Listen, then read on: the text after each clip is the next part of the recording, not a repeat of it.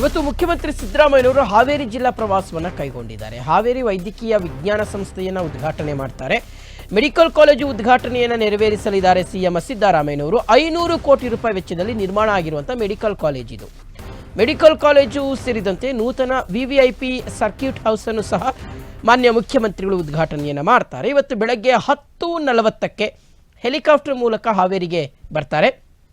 ಇನ್ನು ಮುಖ್ಯಮಂತ್ರಿಗಳಿಗೆ ಉಪಮುಖ್ಯಮಂತ್ರಿ ಡಿ.ಕೆ. ಶಿವಕುಮಾರ್ ಅವರು, ವೈದ್ಯಕೀಯ ಶಿಕ್ಷಣ ಸಚಿವ ಶರಣ್ ಪ್ರಕಾಶ್ ಪಾಟೀಲ್ ಅವರು, ಸಚಿವರಾದಂಥ ಶಿವಾನಂದ ಪಾಟೀಲ್ ಸೇರಿದಂತೆ ಹಲವು ನಾಯಕರು ಸಾಥ್ ಕೊಡ್ತಾರೆ. ಮುಖ್ಯಮಂತ್ರಿ ಸಿದ್ದರಾಮಯ್ಯನವರ ಪಾಳ್ಯದಲ್ಲಿ ಒಂದು ರೀತಿಗೆ ಹುಮ್ಮಸ್ಸು, ಉತ್ಸಾಹ, ಸಂಭ್ರಮ ಮನೆ ಮಾಡಿದೆ. ಅದಕ್ಕೆ ಕಾರಣ ಏನು ಅಂದರೆ ಮಾಜಿ ಮುಖ್ಯಮಂತ್ರಿ ದೇವರಾಜು ಅರಸು ಅವರ ಒಂದು ದಾಖಲೆಯನ್ನು ಸಿದ್ದರಾಮಯ್ಯನವರು ಮುರಿದಿದ್ದಾರೆ. ಆ ಮೂಲಕ ಇವತ್ತಿಗೆ ಅತಿ ಹೆಚ್ಚು ಅವಧಿಯ ಮುಖ್ಯಮಂತ್ರಿಯಾಗಿ ಸಿದ್ದರಾಮಯ್ಯನವರು ಹೊರಹೊಮ್ಮಿರುವಂಥದ್ದು.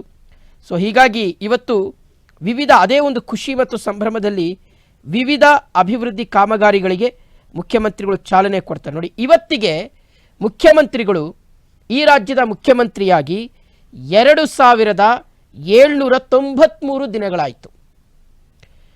ಡಿ ದೇವರಾಜ ಅರಸು ಅವರು 2792 ದಿನಗಳು ಮುಖ್ಯಮಂತ್ರಿಗಳಾಗಿ ಅಧಿಕಾರವನ್ನು ನಡೆಸಿದರು. ಈಗ ಅದಕ್ಕಿಂತ ಒಂದು ದಿನ ಹೆಚ್ಚು ಸಿದ್ದರಾಮಯ್ಯನವರು ಇವತ್ತು 2793ನೇ ದಿನಕ್ಕೆ ಕಾಲಿಟ್ಟಿದ್ದಾರೆ ಮುಖ್ಯಮಂತ್ರಿ ಸಿದ್ದರಾಮಯ್ಯನವರು. ಸೊ ಹೀಗಾಗಿ ಹಾವೇರಿಯ ವಿವಿಧ ಅಭಿವೃದ್ಧಿ ಕಾಮಗಾರಿಗಳಿಗೆ ಇವತ್ತು ಶಂಕುಸ್ಥಾಪನೆಯನ್ನು ನೆರವೇರಿಸ್ತಾರೆ. ಒಂದು ಮೆಡಿಕಲ್ ಕಾಲೇಜನ್ನು ಸಹ ಉದ್ಘಾಟನೆ ಮಾಡ್ತಾರೆ. ಸರ್ಕ್ಯೂಟ್ ಹೌಸನ್ನು ಉದ್ಘಾಟನೆ ಮಾಡ್ತಾರೆ. ಒಂದು ರೀತಿಗೆ ಸಂಭ್ರಮ ಸಡಗರ ಈಗ ಕಾಂಗ್ರೆಸ್ ಪಾಳ್ಯದಲ್ಲಿ ನಿರ್ಮಾಣ ಆಗಿದೆ.